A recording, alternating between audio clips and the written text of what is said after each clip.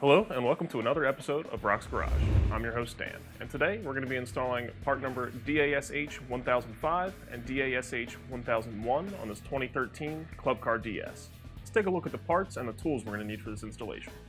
So included in our kits are the dash itself, mounting hardware, and the ignition spacer, the center console, the mounting hardware, and the cup holders. Now, our dash has the part number DASH-1000 installed in it. That's our universal dash pocket. That is installed in the location where you would place your radio if you were to install one. Now let's take a look at the tools we're going to need for this installation. So the tools we're going to need for this installation are cordless drill, 5/64 and a 9/64 drill bit, number 2 Phillips head, an extended number 2 Phillips head, number 2 Phillips head screwdriver, number 0 Phillips head screwdriver, a 1/4 inch drive ratchet wrench, an 8mm and an 11mm socket, a 1/2 inch drive ratchet wrench with an extension, and a 15/16 and a 1 inch socket, a panel remover tool, a rubber mallet, a tape measure, work light, and some wire snips. Now let's take a look at the tools. Let's go ahead and get started. Before we get started, I want to go over a few safety precautions. I want to make sure that your cart is turned off, your parking brake is set, and your tow run switch is switched to tow if you've got one. Now we're going to move to the front of the cart and get started with our installation.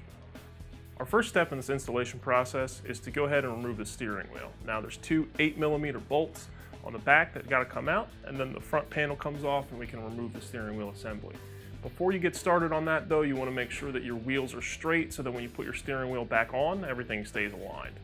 If you're having issues removing your steering wheel, you can either use a rubber mallet or a hammer and a block of wood to go ahead and assist you in removing it. Now that we removed our steering wheel, we're going to go ahead and remove the center portion of the dash with the 2 Phillips head screws on either side.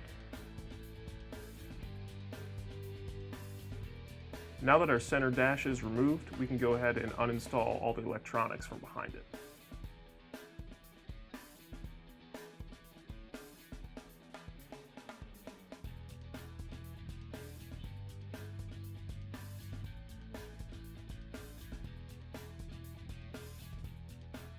Since our cart came with cup holders, we're going to go ahead and remove those at this time.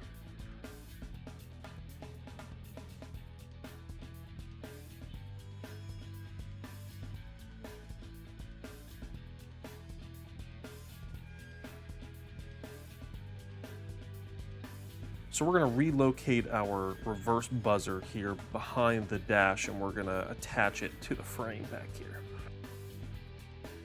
Now that our reverse horn is firmly secured behind the dash, we can go ahead and proceed with our installation. Before we go ahead and install the dash onto the car, we have to put the collar on the ignition key. Our next step now is to put the dash over the steering column. We're not going to attach it just yet because we still got to put the ignition key through it.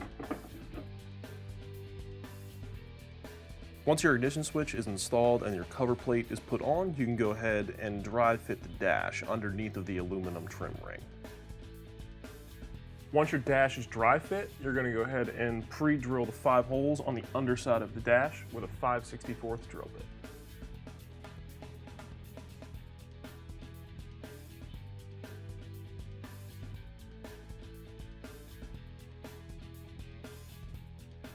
Once your holes are pre-drilled, you can go ahead and secure your dash with the provided hardware.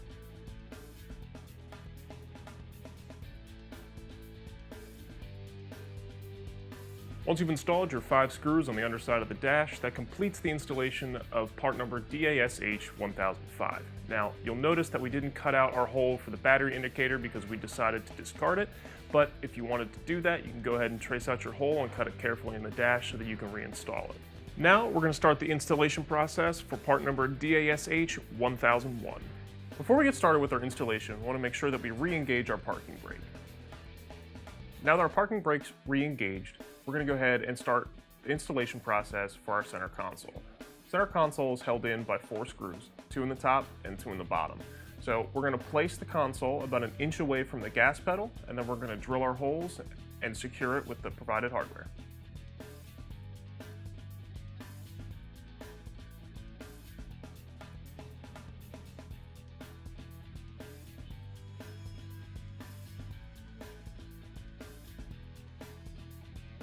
Once your console has been secured with the provided hardware, we're going to go ahead and place our cup holders in, and then after that, we'll reinstall the steering wheel with the factory hardware.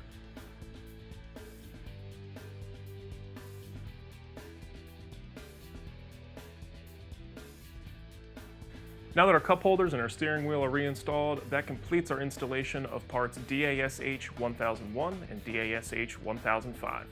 Thanks for watching this episode of Rock's Garage, and I'll see you next time.